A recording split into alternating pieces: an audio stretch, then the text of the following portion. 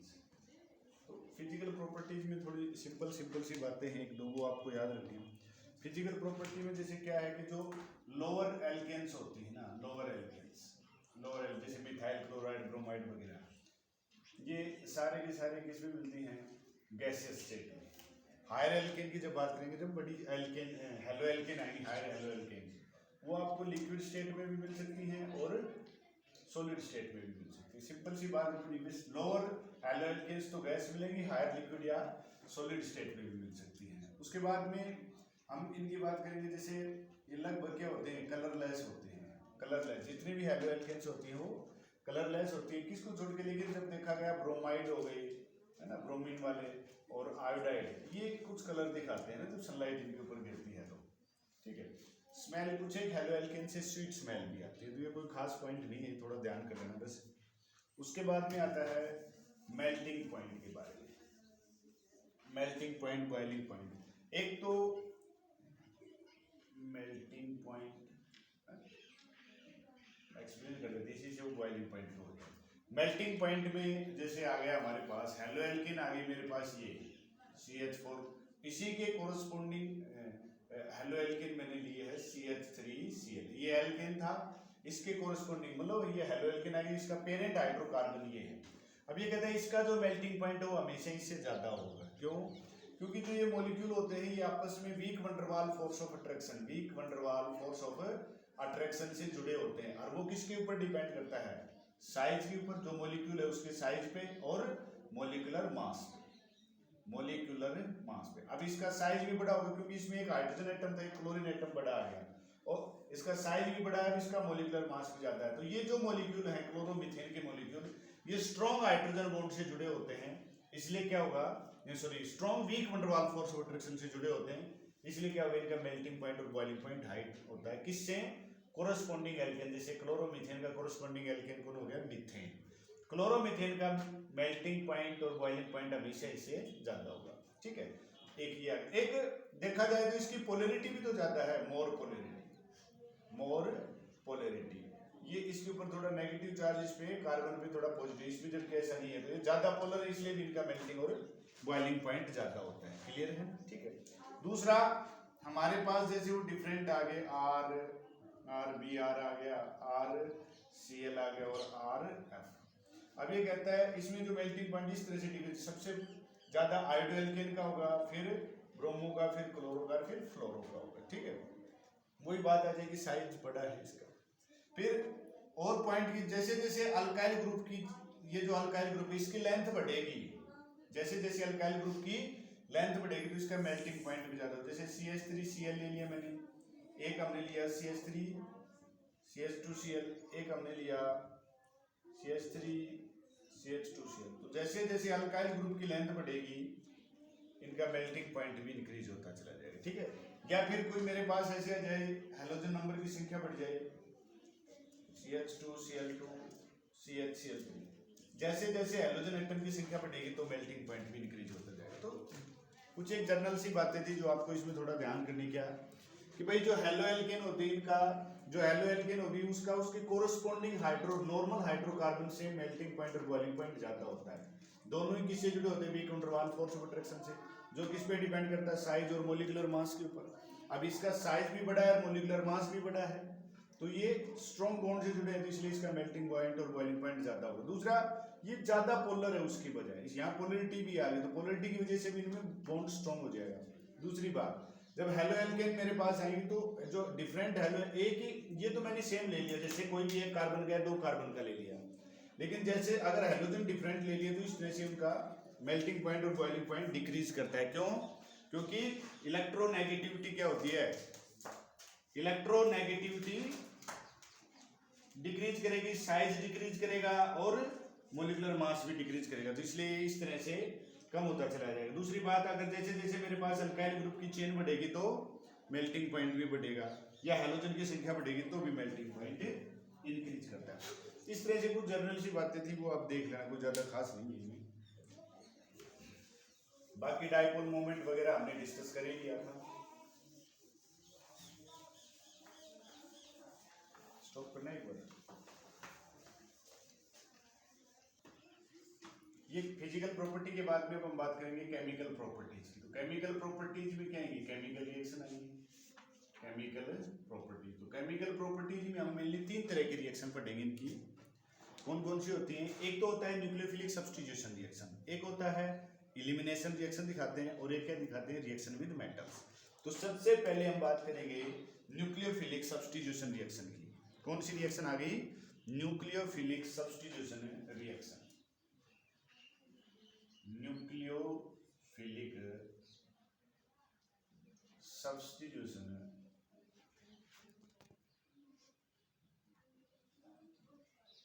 Reaction, nucleophilic substitution reaction, ठीक है। Short में मैंने सार लिख दी। तो न्यूक्लियोफिलिक सब्स्टिट्यूशन रिएक्शन क्या होती है? मतलब सब्स्टिट्यूशन का मतलब क्या होता है? एक की जगह दूसरा जाए। तो एक न्यूक्लियोफाइल की जगह अगर दूसरा न्यूक्लियोफाइल आता है तो क्या कहलाती है वो? Nucleophilic substitution reaction. हेलोएल्केन के अंदर देखो क्या होता है, ये मेरे पास कार्बन आ गया और एक यहाँ बॉन्ड है हेलोजन की वजह। हमें ये पता है कि जो हेलोजन एटम होता है वो कार्बन की बजाय क्या होता है, ज्यादा इलेक्ट्रोनेगेटिव होता है। तो इस पे क्या आएगा? स्लाइड नेगेटिव चार्ज आएगा, और इस पे क्या आएगा? Slide positive charge. इस पॉजिटिव चार्ज की वजह से अब क्या करेंगे, न्यूक्लियोफाइल इसके ऊपर अटैक करेगा इस पॉजिटिव चार्ज की वजह से। तो जैसे हमने क्या लिया, एक न्यूक्लियोफाइल ले लिया कोई भी, ये न्यूक्लियोफाइल आ गया, ठीक है। और न्यूक्लियोफाइल वो होते हैं जो इलेक्ट्रॉन रिच स्पीशीज होती हैं, जिनके ये अब इस कार्बन पे इलेक्ट्रॉन दे देगा और ये यहाँ से निकल जाएगा हैलाइड आयन। तो मेरे पास रिएक्शन क्या आ गई बताओ?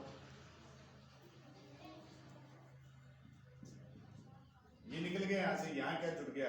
न्यूक्लियोफाइल, और क्या निकल गया? हैलाइड आयन निकल गया हमारे पास। तो एक ये भी तो न्यूक्लियोफाइल था, जिसपे नेगेटिव चार्ज होता है उसको क्या कहते हैं? न्यूक्लियोफाइल। तो ये भी मेरे पास न्यूक्लियोफाइल था, ये भी न्यूक्लियोफाइल है। तो एक न्यूक्लियोफाइल को दूसरा न्यूक्लियोफाइल डिस्प्लेस कर दे, ऐसी रिएक्शन क्या कहलाती है? Nucleophilic substitution reaction. अब कौन सा किसको रिप्लेस करेगा, कब रिप्लेस करेगा, कब नहीं करेगा? ये कहता है कि जो स्ट्रॉन्ग न्यूक्लियोफाइल है ना, वो हमेशा किसको रिप्लेस करता है? Weak nucleophile. ये लेकिन क्लियर होना चाहिए, ठीक है। तो बताओ इसकी डेफिनेशन क्या होगी कि भाई न्यूक्लियोफिलिक सब्स्टिट्यूशन रिएक्शन कौन सी होती है? Chemical reaction in which a strong nucleophile displaces a weak nucleophile. Strong nucleophile weak nucleophile को डिस्प्लेस कर देता है, हटा देता है और खुद उसकी जगह आ जाता है। ऐसी रिएक्शन को हम कहते हैं न्यूक्लियोफिलिक सब्स्टिट्यूशन रिएक्शन। अब जो हेलोएल्केन होती है वो न्यूक्लियोफिलिक सब्स्टिट्यूशन रिएक्शन दिखाती हैं। क्यों दिखाती हैं? क्योंकि उसका कारण हमने क्या बताया कि भाई जो हेलोएल्केन है उसमें जो कार्बन और हेलोजन के बीच में बॉन्ड है, उसमें जब देखा गया तो हेलोजन कार्बन से ज्यादा इलेक्ट्रोनेगेटिव था। तो इस पे स्लाइड नेगेटिव चार्ज आ गया, कार्बन पे क्या है? Slide positive charge. इस पॉजिटिव चार्ज की वजह से न्यूक्लियोफाइल इस कार्बन पे अटैक करते हैं। तो वो जब इस पे अटैक करेगा तो हैलाइड आयन अपना इलेक्ट्रॉन लेके यहाँ से चला जाएगा। तो देखो ये X की जगह क्या आ गया? जो नया न्यूक्लियोफाइल है ना वो आ गया। NU स्टैंड फॉर न्यूक्लियोफाइल, कोई भी हो सकता है वो। अब ये यहाँ से चला गया, हैलाइड जो हेलोजन वो अपने इलेक्ट्रॉन लेके चला गया, तो हैलाइड आयन हो गया।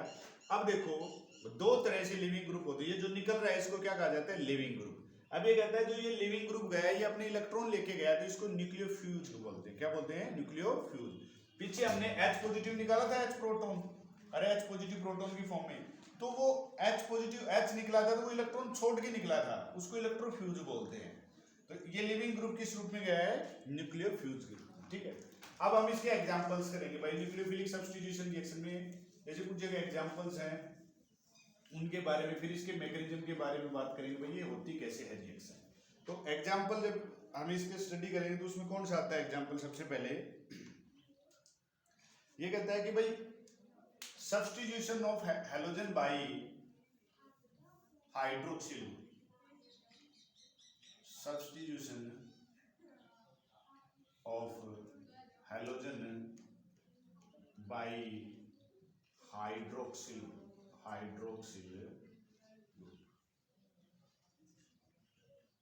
First reaction substitution of halogen by hydroxyl group. देखो OH ग्रुप से इसको रिप्लेस करेंगे तो हमारे पास रिएक्शन क्या है? मैंने ये लिया हेलोएल्केन, इसकी रिएक्शन करवाता हूं मैं अल्कोहलिक पोटेशियम हाइड्रोक्साइड के साथ, KOH के साथ। किसके साथ रिएक्शन करवाई? सॉरी एक्वस, किसके साथ करवाई? एक्वस पोटेशियम हाइड्रोक्साइड के साथ। तो मेरे पास क्या आ गया? ROH प्लस में KX। ध्यान से देखो, यहां से जो ये हैलाइड आयन था ये निकल गया और इसकी जगह क्या आ गया? हाइड्रोक्साइड आयन आ गया। क्या आ गया? हाइड्रोक्साइड। ये भी न्यूक्लियोफाइल था और ये भी न्यूक्लियोफाइल है, तो एक न्यूक्लियोफाइल को दूसरा न्यूक्लियोफाइल डिस्प्लेस कर रहा है, इसलिए इसको क्या कहेंगे? Nucleophilic substitution reaction. बताओ क्या बन गया हमारे पास? अल्कोहल बन गया। क्या बन गया? अल्कोहल। तो आगे काम आएगी ये रिएक्शन। अल्कोहल की जब यूनिट आएगी तो वहां प्रिपरेशन पढ़ेंगे अल्कोहल की, तो बताओ किससे करेंगे? From halo alkane. तो हेलो एल्केन की रिएक्शन करवाओ किसके साथ? एक्वस अल्कली के साथ। तो इसके साथ जब रिएक्शन करवाए तो इसको डिस्प्लेस कर देगा। वैसे अगर आप इसको पूरा करना चाहो तो बताओ क्या जाएगा? CH3Cl ले लिया मैंने, और क्या करवाऊंगा मैं? KOH। किस फॉर्म में? एक्वस फॉर्म में। बताओ क्या आएगा मेरे पास? CHR की जगह कोई अल्काइल ग्रुप ले लिया बस, और क्या है? क्या निकल गया? बताओ BR वगैरह के साथ और भी आसानी से रिएक्शन हो जाता है, ठीक है ना? तो ये आ गया हमारे पास। क्लियर हो गया कि नहीं? बताओ, ठीक है। अब देखो आगे ये कह रहा है कि इसकी एक और प्रिपरेशन भी हो सकती है। क्या? हम इसकी रिएक्शन करवाएंगे इसके साथ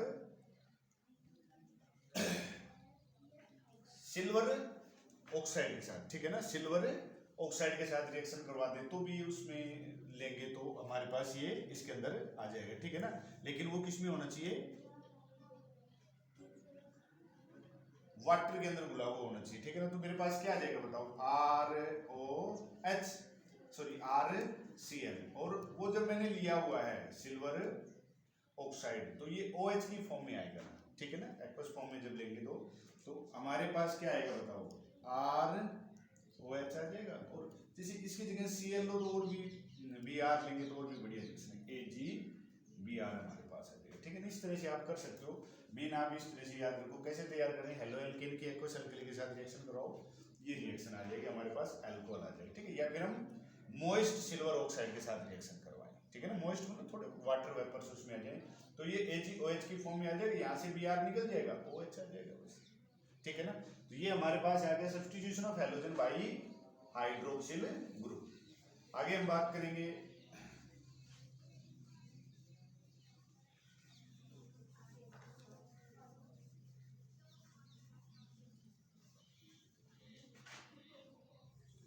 substitution of halogen by alkoxy group ले लेंगे। क्या लेंगे? Substitution of halogen by alkoxy group. Alkoxy group लेंगे। अल्कोक्सी ग्रुप के साथ लेंगे तो क्या आएगा? देखो हम क्या लेंगे? हेलो एल्केन की रिएक्शन करवाएंगे किसके साथ? सोडियम अल्कोक्साइड के साथ। किसके साथ रिएक्शन करवाओगे? सोडियम अल्कोक्साइड के साथ। तो हमारे पास यहाँ से ये निकल जाएगा भाई, ये निकलेगा तो बताओ क्या आ जाएगा? ROR plus NaX। क्या आ गया? NaX। बताओ क्या बन गया? ये ईथर। क्या बन गया? ईथर। ये ईथर वाली यूनिट में आएगा काम भाई। ईथर बनाने के इसका नाम भी है, नेम रिएक्शन है, इसको बोलते हैं विलियमसन सिंथेसिस। क्या बोलते हैं? Williamson synthesis. विलियमसन सिंथेसिस क्या होती है? जब हेलो एल्केन की रिएक्शन करवाएंगे किसके साथ? अल्कोहलिक सोडियम अल्कोक्साइड के साथ। तो क्या आएगा मेरे पास? ये क्या आ जाएगा? ROR plus Na। रिएक्शन कर लोगे CH3Cl NaOCH3। बताओ क्या आएगा? CH3O CH3 plus NaCl।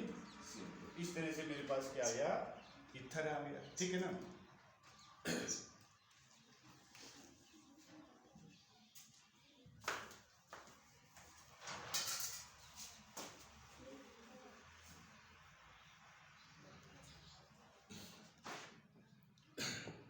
और किससे आया है? Substitution of halogen by cyano group. इसमें देखो ये अलग अलग रिएक्शंस हैं। सब्स्टिट्यूशन ऑफ थर्ड रिएक्शन आ गई cyano group. Cyano group, cyano क्या होता है भाई? Cn। इस तरह से आएगा, ठीक है ना? तो इसमें दो रिएक्शन करेंगे हम साथ साथ में। अगली जो भी नंबर है आप देख लेना। सब्स्टिट्यूशन ऑफ हैलोजन बाई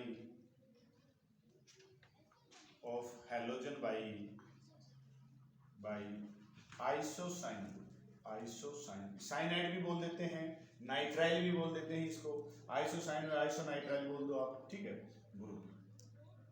अच्छा, इसमें जो जुड़ेगा वो NC आके जुड़ेगा, उसमें Cn जुड़ रहा था, इसमें NC। देखो कैसे करेंगे reaction. Substitution of halogen by cyano group. हम ये लेंगे हेलो एल्केन की रिएक्शन करवाएंगे सोडियम साइनाइड के साथ, NaC के साथ, ठीक है? तो मेरे पास क्या आएगा? RCN प्लस में NaX आ जाएगा। अगर मैं हेलोएल्केन की रिएक्शन करवाऊं अल्कली साइनाइड के साथ, अल्कली मतलब या तो मैं सोडियम का साइनाइड लेके चलूंगा या पोटेशियम का, अगर इनके साथ रिएक्शन करवाता हूं तो हमारे पास क्या आता है, ये सब्स्टिट्यूशन किससे होता है, साइनो, मतलब कि एल्केन नाइट्राइल बनेगा या साइनो एल्केन बनेगा, ठीक है ना। तो CN से आगे दूसरी तरफ अगर हम यही रिएक्शन में करवाऊं, हेलोएल्केन की रिएक्शन करवाऊं सिल्वर साइनाइड के साथ, किसके साथ करवाई, सिल्वर साइनाइड के साथ, तो हमारे पास अब क्या आएगा, अब आएगा आइसोनाइट्राइल RNC प्लस में AgX, ठीक है ना। रिएक्शन क्लियर करने के लिए देखो क्या आया, ये लिख लोगे आप CH3Cl प्लस NaCN, क्या आ गया मेरे पास CH3CN प्लस NaCl, इसमें क्या आएगा बताओ CH3Br प्लस AgCN, क्या आएगा हमारे पास CH3NC प्लस AgBr।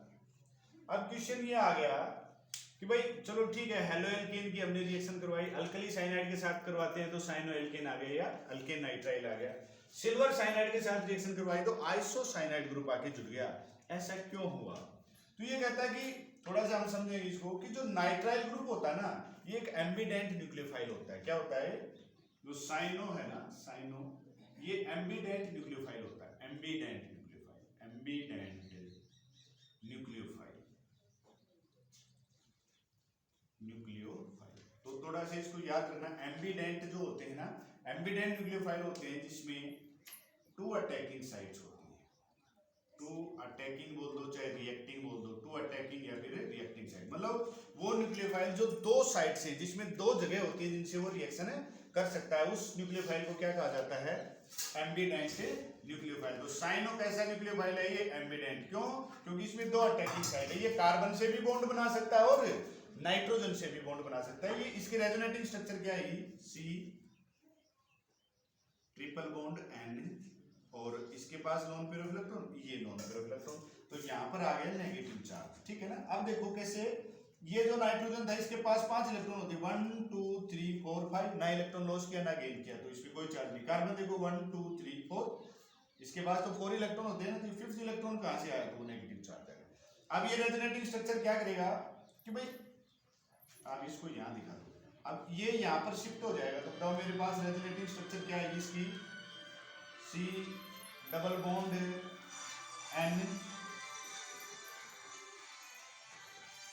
अब इस पे नेगेटिव चार्ज आ गया, भाई ये देखो 1 2 3 4 5, अब ये एक इलेक्ट्रॉन एक्स्ट्रा आ गया इस पे, इसके 4 ही हैं 1 2 3 4, अब इस पे नहीं, मतलब कार्बन से भी बॉन्ड बना सकता है और नाइट्रोजन से भी। तो याद रखना साइनो ग्रुप कैसा है कि एम्बिडेंट न्यूक्लियोफाइल होता है because it has two attacking side, it can attack और it can react through carbon और नाइट्रोजन, ये कार्बन से भी रिएक्ट कर सकता है और नाइट्रोजन की साइड से भी रिएक्ट कर सकता है। तो ये एम्बिडेंट न्यूक्लियोफाइल है इसलिए 2 दे रहा है, लेकिन इतना फिक्स है कि अगर मैंने अल्कली मेटल का साइनाइड लिया है, अल्कली मेटल के साथ CN ग्रुप जुड़ा है, तो मेरे पास हमेशा साइनो ग्रुप आके जुड़ेगा, और अल्कली मेटल के साथ सिल्वर साइनाइड लिया है तो हमारे पास आइसोनाइट्राइल ही आएगा।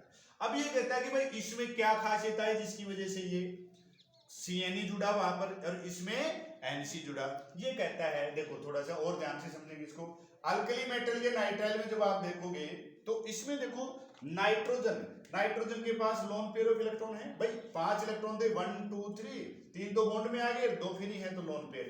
कार्बन देखो, कार्बन पे 1 2 3 4, 1 2 3 4 है ना इसके, लेकिन ये करता है क्या करेगा कि जो यहाँ जो ये बॉन्ड है अल्कली मेटल नाइट्राइल में, अल्कली मेटल और कार्बन के बीच में, ये आयनिक होता है नेचर में, कैसा बॉन्ड होता है, आयनिक। तो आयनिक होगा तो इस कार्बन पे नेगेटिव चार्ज आ गया और सोडियम पे कैसा चार्ज आ गया, पॉजिटिव चार्ज, ठीक है ना।